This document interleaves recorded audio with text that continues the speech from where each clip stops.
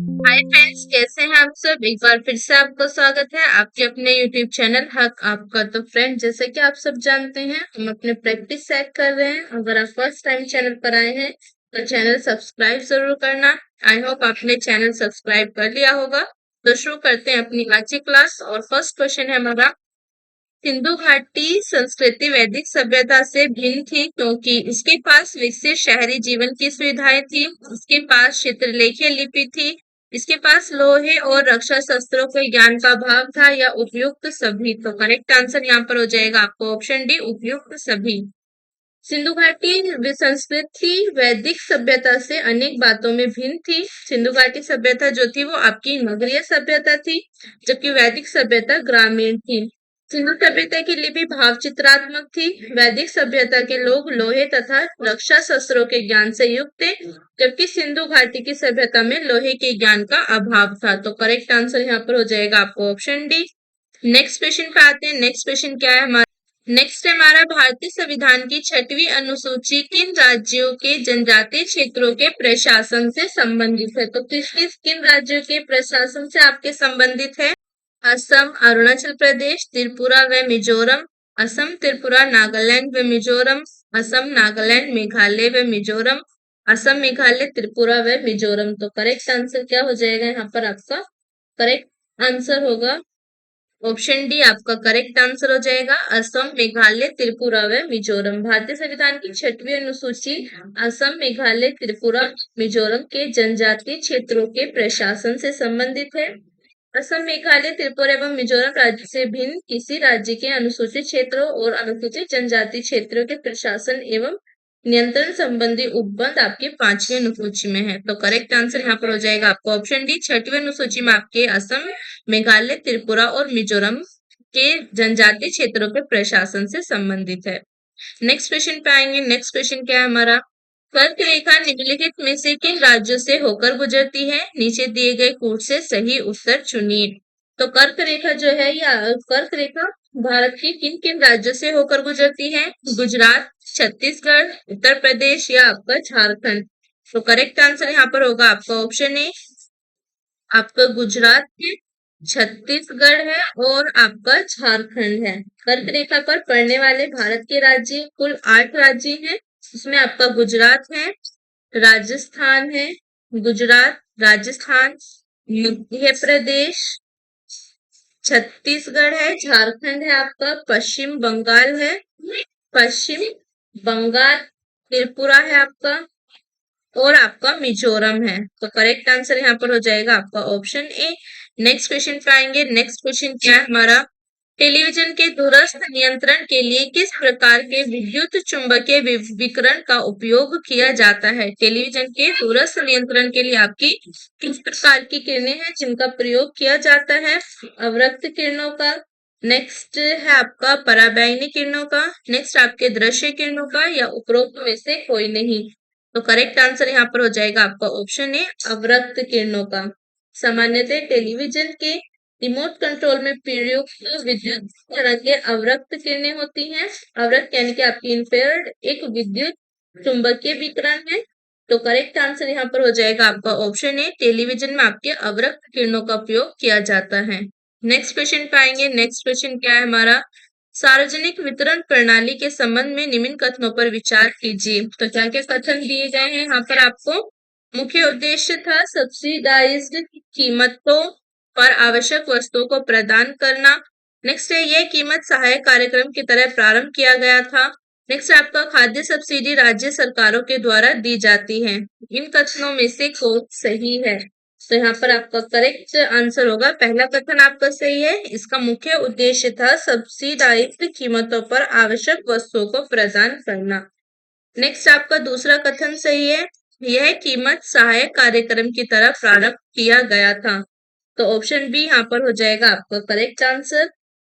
1960 के दशक में सार्वजनिक वितरण प्रणाली को कीमत सहायक कार्यक्रम की तरह प्रारंभ किया गया था, और इसका मुख्य उद्देश्य था आपकी सब्सिडाइज्ड कीमतों पर आवश्यक वस्तुओं को प्रदान करना। तो करेक्ट आंसर हो जाएगा यहाँ पर आपका ऑप्शन बी। नेक्स्ट क्वेश्चन पे आएंगे। नेक्स्ट क्वेश्चन क्या है हमारा, मौर्य काल में एग्रोनोमोई अधिकारी निम्नलिखित में से किस क्षेत्र से संबंधित थे? तो एग्रोनोमोई अधिकारी जो थे मौर्य काल में, वो आपके किस क्षेत्र से संबंध रखते थे? माप और तोल से, प्रशासन और प्रबंधन से, मार्ग निर्माण से, नेक्स्ट है आपका राजस्व प्रबंधन से। तो करेक्ट आंसर यहाँ पर होगा आपका ऑप्शन सी, मार्ग निर्माण से। मौर्य काल में एग्रोनोमी अधिकारी राजस्व संग्रह, सिंचाई सुविधाओं के पर्यवेक्षण, न्यायिक प्रशासन और भूमि की माप, सड़कों पर 10 स्टेडिये की दूरी पर पत्थर लगवाने तथा सड़कों के रख रखाव से संबंधित था। तो इसलिए उसका मुख्य कार्य आपके क्या प्रतीत होता है? मार्ग निर्माण का कार्य प्रतीत होता है। तो करेक्ट आंसर होगा यहाँ पर आपका ऑप्शन सी, मार्ग निर्माण से संबंधित है आपके एग्रोनोमी अधिकारी। नेक्स्ट क्वेश्चन पाएंगे। नेक्स्ट क्वेश्चन क्या है हमारा? निम्नलिखित राज्यों के गठन पर विचार कीजिए तथा इन्हें कालानुक्रम में व्यवस्थित कीजिए। तो यहाँ पर आपको ये राज्य दिए गए हैं, इन्हें इनके गठन के अनुसार आपको कालानुक्रम में लगाना है। तो कौन कौन से राज्य यहाँ पर दिए गए हैं आपको? गोवा दे रखा है, तेलंगाना है, झारखंड है और आपका हरियाणा है। तो गोवा का गठन कब हुआ आपकी? 30 मई 1987 को। तेलंगाना का गठन कब हुआ आपके? 2 जून सन 2014 को। झारखंड का गठन कब हुआ आपके? 15 नवंबर सन 2000 को। 15 नवंबर सन 2000 को। और हरियाणा का गठन कब हुआ आपके? 1 नवंबर 1966 को। ओके, तो अब लगाते हैं इनको इनके कालानुक्रम में। तो पहले आएगा आपका हरियाणा, उसके बाद आता है आपका गोवा, उसके बाद आएगा आपका झारखंड और सबसे लास्ट में आता है आपके तेलंगाना। तो करेक्ट आंसर यहाँ पर क्या हो जाएगा? आपका ऑप्शन बी हो जाएगा करेक्ट आंसर।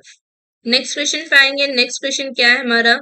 तमरिया जनजाति भारत के निम्नलिखित किस राज्य में पाई जाती है? तो तमरिया जनजाति जो है वो भारत के किस राज्य में, यानी कि भारत के कौन से राज्य में पाई जाती है?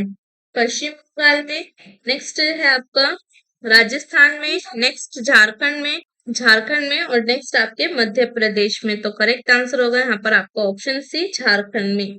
तमरिया जनजाति भूमि जनजाति की उपजाति है जो मुख्यतः आपके झारखंड और आपके ओडिशा में पाई जाती है। झारखंड और आपके ओडिशा में पाई जाती है। झारखंड में तमड़िया जनजाति को अनुसूचित जनजाति सूची में मुंडा जनजाति के समानार्थी शामिल किया गया है। तो करेक्ट आंसर यहाँ पर हो जाएगा आपका ऑप्शन सी। नेक्स्ट क्वेश्चन पे आएंगे। नेक्स्ट क्वेश्चन क्या है हमारा? निम्नलिखित में से कौन सा सही नहीं है? तो इसमें आपको बताने कि इसमें से कौन सा आपका सही नहीं है। बोर्डो मिक्सचर कॉपर द्वितीय सल्फेट और कैल्शियम हाइड्रोक्साइड का जल में मिश्रण है और इसे फफूंदनाशी के रूप में प्रयोग में लाते हैं। नेक्स्ट है आपका बोरिक अम्ल यानी कि बोरिक एसिड औषधि उद्योग तथा खाद्य परिरक्षक के रूप में भी प्रयुक्त होता है। नेक्स्ट है आपका शुष्क बर्फ यानी कि ठोस कार्बन डाइऑक्साइड होता है। शुष्क बर्फ क्या होता है? आपके ठोस कार्बन डाइऑक्साइड होता है। और हंसाने वाली गैस आपकी नाइट्रिक ऑक्साइड है। तो यहाँ पर जो आपका करेक्ट आंसर होगा वो है आपका ऑप्शन डी, ये आपका सही नहीं है।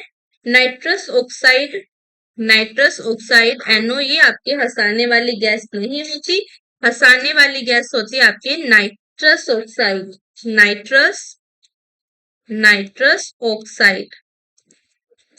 नाइट्रस ऑक्साइड यानी कि आपकी N2O ये आपकी हंसाने वाली गैस होती है। इसे आपके लाफिंग गैस के रूप में भी जाना जाता है। तो करेक्ट आंसर यहाँ पर हो जाएगा आपका ऑप्शन डी। नेक्स्ट क्वेश्चन पाएंगे। नेक्स्ट क्वेश्चन क्या है? नेक्स्ट है हमारा अदृश्य निर्यात का अर्थ होता है। अदृश्य निर्यात का आपका क्या अर्थ होता है? सेवाओं का निर्यात। नेक्स्ट है आपका प्रतिबंधित सामान का निर्यात, अलिखित सामान का निर्यात या आपके तस्करी के सामान का निर्यात, तस्करी से सामान का निर्यात। तो करेक्ट आंसर होगा यहाँ पर आपका ऑप्शन है सेवाओं का निर्यात। अर्थव्यवस्था में सेवाओं के निर्यात को अदृश्य निर्यात कहते हैं। IT सॉफ्टवेयर सेवाएं, पर्यटन, बीमा, वित्तीय सेवाएं आदि सेवाओं का निर्यात अदृश्य निर्यात कहलाता है। तो करेक्ट आंसर होगा यहाँ पर आपका ऑप्शन है। नेक्स्ट क्वेश्चन पे आते हैं। नेक्स्ट क्वेश्चन क्या है हमारा? नेक्स्ट है निम्नलिखित में से कौन सा सही सुमेलित नहीं है? तो इसमें आपको बताने कि इसमें से कौन सा आपका सही सुमेलित नहीं है। शेख मोइनुद्दीन चिश्ती आपके अजमेर से संबंधित थे। नेक्स्ट है हमारा शेख बुरहानुद्दीन गरीब दौलताबाद से, शेख मोहम्मद हुसैनी गुलबर्ग से, शेख निजामुद्दीन औलिया मुल्तान से। तो करेक्ट आंसर यहाँ पर हो जाएगा आपका ऑप्शन डी।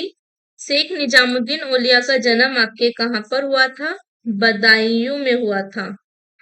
प्रारंभ में वे बाबा फरीद के साथ अजोधन यानी कि पाकिस्तान में रहे और फिर उसके बाद वो दिल्ली चले गए। दिल्ली में स्थित निजामुद्दीन औलिया का मकबरा सूफी काल की एक पवित्र दरगाह है। तो करेक्ट आंसर हो जाएगा यहाँ पर आपका ऑप्शन डी। नेक्स्ट क्वेश्चन पाएंगे। नेक्स्ट क्वेश्चन क्या है हमारा? निम्नलिखित में से कौन सा एक सही सुमेलित नहीं है? तो इसमें आपको बताने के इसमें से कौन सा आपका सही सुमेलित नहीं है। अनुच्छेद 39 ए में क्या आता है आपके? सामान्य समान न्याय एवं निशुल्क विधिक सहायता। नेक्स्ट है आपका अनुच्छेद 40। अनुच्छेद 40 में आपके ग्राम पंचायतों का गठन आता है। नेक्स्ट आपका अनुच्छेद 44 में समान नागरिक संहिता आती है। नेक्स्ट अनुच्छेद 48 में आपके न्यायपालिका का कार्यपालिका से पृथककरण होता है। करेक्ट आंसर होगा यहाँ पर आपका ऑप्शन। अनुच्छेद 48 में आता है आपके कृषि और पशुपालन का संगठन। कृषि और पशुपालन का संगठन। ओके। और अनुच्छेद आपके 50 में आता है न्यायपालिका का कार्यपालिका से गठन, सॉरी पृथक्करण। तो करेक्ट आंसर हो जाएगा आपका ऑप्शन डी। नेक्स्ट क्वेश्चन पे आएंगे। नेक्स्ट क्वेश्चन क्या है हमारा? सकोत्रा द्वीप के संदर्भ में निम्नलिखित में से कौन सा है, कौन से कथन आपके सही हैं? तो सकोत्रा द्वीप के संबंध में आपको बताने की कौन से कथन आपका सही है। यह ओमान का एक द्वीप है जो अरब सागर में स्थित है। इसे सन 2008 में यूनेस्को द्वारा विश्व प्राकृतिक स्थल के रूप में नामित किया गया था। नीचे दिए गए कोट से सही उत्तर चुनिए। तो यहाँ पर आपका करेक्ट आंसर क्या होगा? ऑप्शन बी आपका करेक्ट आंसर होगा। केवल और केवल आपका दूसरा कथन यहाँ पर सही है। सकोत्रा द्वीप हिंद महासागर के अरब सागर से लगे अदन की खाड़ी में अवस्थित है। कहाँ पर अवस्थित है ये आपके? अदन की खाड़ी में। यह यमन गणराज्य शासित प्रदेश है तथा वर्ष सन 2008 में इसे यूनेस्को द्वारा विश्व प्राकृतिक स्थल के रूप में नामित किया गया था। तो करेक्ट आंसर हो जाएगा यहाँ पर आपका ऑप्शन बी। नेक्स्ट क्वेश्चन पाएंगे। नेक्स्ट क्वेश्चन क्या है हमारा? निम्नलिखित में से कौन सुमेलित नहीं है? तो इसमें आपको बताने की इसमें से कौन सा आपका सही सुमेलित नहीं है। क्लोरोफिल आपके मैग्नीशियम होता है। हीमोग्लोबिन में आपके क्या होता है? हीमोग्लोबिन में आपके आयरन होता है। नेक्स्ट है आपका खाने का नमक सोडियम और कपड़े धोने का सोडा आपके पोटेशियम होता है। तो करेक्ट आंसर होगा यहाँ पर आपको ऑप्शन डी। कपड़े धोने का सोडा होता है आपका sodium carbonate. Sodium carbonate correct answer होगा आपका ऑप्शन डी। यही आपका सही सुमेलित नहीं था। क्लोरोफिल में आपके मैग्नीशियम होता है, हीमोग्लोबिन में आयरन और खाने का नमक होता है आपका सोडियम क्लोराइड और कपड़े धोने का सोडा होता है आपका सोडियम कार्बोनेट। नेक्स्ट क्वेश्चन पे आएंगे। नेक्स्ट क्वेश्चन क्या है हमारा? वैश्वीकरण के संबंध में निम्न निम्न कथनों में से कौन एक सही नहीं है? उसने भारतीय उद्योगपतियों को विदेशी निवेश प्राप्त करने के लिए उत्साहित किया है। इसने शिखर के उद्योगपतियों को विदेश में बड़े प्रतिष्ठानों को खरीदने के लिए अभिप्रेरित किया है। इसने विदेशी कंपनियों को भारतीय कंपनियों को खरीदने के लिए ललायित किया है। इसने भारत में छोटे उद्यमियों में आशावाद का एक बोध पैदा किया है। तो करेक्ट आंसर होगा यहाँ पर आपका ऑप्शन डी। वैश्वीकरण का संबंध विदेशी निवेश एक वृहत कंपनियों से है, अतः छोटे उद्यमियों का इसके प्रति आशावान होना तर्कसंगत नहीं है। नेक्स्ट क्वेश्चन पे आएंगे। नेक्स्ट क्वेश्चन क्या है हमारा? सत्यशोधक समाज के संस्थापक कौन थे जिनका प्राथमिक जोर सत्य की खोज पर था? तो कौन थे आपके? एमजी रानाडे थे। नेक्स्ट आपका राजा राम मोहन रॉय थे। नेक्स्ट आपका ताराबाई शिंदे और नेक्स्ट है आपका ज्योतिबा फुले। तो करेक्ट आंसर क्या होगा यहाँ पर? आपका ऑप्शन डी होगा, ज्योतिबा फुले। 1873 में सत्यशोधक समाज की स्थापना किसने की थी? ज्योतिबा फुले ने की थी 1873 में। इन्होंने शक्तिशाली गैर ब्राह्मण आंदोलन का संचालन किया। इन्होंने अपनी पुस्तक गुलामगिरी एवं अपने संगठन सत्यशोधक समाज के द्वारा दलितों तथा वंचित वर्गों को न्याय दिलाने की दिशा में कार्य किया था। तो करेक्ट आंसर हो जाएगा ऑप्शन डी। नेक्स्ट क्वेश्चन पे आएंगे। नेक्स्ट क्वेश्चन क्या है हमारा? संसद के सचिवालयों में पदों के संदर्भ में निम्न में से कौन से कथन आपके सही हैं? तो यहाँ पर आपको बताने की कौन से कथन आपके सही हैं। संसद के प्रत्येक सदन के सचिवालय के लिए सम्मिलित पदों को सृजित किया जाता है। नेक्स्ट है, संसद को अपने किसी भी सदन के सचिवालय स्टाफ की सेवा शर्तों को विनियमित करने का अधिकार होता है। नीचे दिए गए कोड से सही उत्तर का चयन कीजिए। तो करेक्ट आंसर होगा आपका ऑप्शन डी, यानी कि आपका पहला कथन भी सही है और आपका दूसरा कथन भी सही है, दोनों आपके सही हैं। नेक्स्ट क्वेश्चन पे आएंगे। नेक्स्ट क्वेश्चन क्या है हमारा, निम्नलिखित में से किस महाद्वीप में उष्णकटिबंधीय पर्णपाती वनों का विस्तार अधिक है? तो किस महाद्वीप में आपकी उष्णकटिबंधीय पर्णपाती वनों का विस्तार अधिक है? अफ्रीका, एशिया, ऑस्ट्रेलिया या आपका दक्षिण अमेरिका? तो करेक्ट आंसर हो जाएगा आपका ऑप्शन डी, दक्षिण अमेरिका। उष्णकटिबंधीय पर्णपाती वनों को आपके क्या कहते हैं? मानसूनी वन भी इनको कहते हैं, मानसूनी वन। यह आपके साधारणतः भारत, म्यांमार, इंग्लैंड तथा दक्षिण पूर्वी एशिया के अन्य भागों में पाए जाते हैं और इन वनों में आपके उगने वाले वृक्षों की जो पत्तियां होती हैं वो चौड़ी होती हैं और पर्णपाती होती हैं, यानी कि वर्ष में एक बार ये पत्तियां गिराने वाले होते हैं। तो करेक्ट आंसर होगा आपका ऑप्शन डी। नेक्स्ट क्वेश्चन पे आएंगे। नेक्स्ट क्वेश्चन क्या है हमारा, तो नेक्स्ट है, म्यूजिक कंसर्ट्स के लिए हॉल की दीवारों को ध्वनि को बढ़ाना चाहिए, ध्वनि प्रेषित करनी चाहिए, ध्वनि को परावर्तित करना चाहिए। नेक्स्ट है आपका ध्वनि का अवशोषण करना चाहिए। तो करेक्ट आंसर क्या हो जाएगा यहाँ पर आपका ऑप्शन डी होगा करेक्ट आंसर, ध्वनि का अवशोषण करना चाहिए। अधिकतर ठोस एवं कठोर सतहें ध्वनि को परावर्तित कर देती हैं, जबकि कोमल या नरम सतह जो होती हैं वो ध्वनि को अवशोषित कर लेती हैं। यदि म्यूजिक कंसर्ट्स के लिए निर्मित होल के द्वारा ध्वनि को परावर्तित करेंगी तो श्रोताओं को प्रतिध्वनि यानी कि इको सुनाई पड़ेगी। अतः प्रतिध्वनि को रोकने के लिए कंसर्ट्स के हॉल की दीवारों को नरम पदार्थ जैसे कि आपके फाइबर ग्लास के द्वारा बनाई जाती हैं। तो करेक्ट आंसर हो जाएगा आपका ऑप्शन डी। नेक्स्ट क्वेश्चन पे आएंगे। नेक्स्ट क्वेश्चन क्या है हमारा, नेक्स्ट है, निम्नलिखित में से किस उद्देश्य के लिए अंतर्राष्ट्रीय मुद्रा कोष ऋण का उपयोग किया जा सकता है? आर्थिक विकास की परियोजनाओं के लिए, भुगतान संतुलन में अस्थायी घाटे को पूरा करने के लिए, केंद्रीय बैंक के स्वर्ण भंडार में वृद्धि के लिए, औद्योगिक विकास के लिए पूंजी निर्माण। तो करेक्ट आंसर क्या हो जाएगा यहाँ पर आपका, करेक्ट आंसर होगा यहाँ पर आपका option A, sorry correct answer क्या होगा यहाँ पर आपका ऑप्शन बी, भुगतान संतुलन में अस्थायी घाटे को पूरा करने के लिए। अंतर्राष्ट्रीय मुद्रा कोष की प्रमुख जिम्मेदारी है सदस्य देशों को भुगतान संचालन संबंधी समस्याओं के समाधान हेतु ऋण प्रदान करना। तो ऑप्शन बी हो जाएगा यहाँ पर आपका करेक्ट आंसर। नेक्स्ट क्वेश्चन पे आएंगे। नेक्स्ट क्वेश्चन क्या है हमारा, निम्नलिखित में किसका सुमेल नहीं है? तो इसमें आपको बताने कि इसमें से कौन सा आपका यहाँ पर सही सुमेलित नहीं है।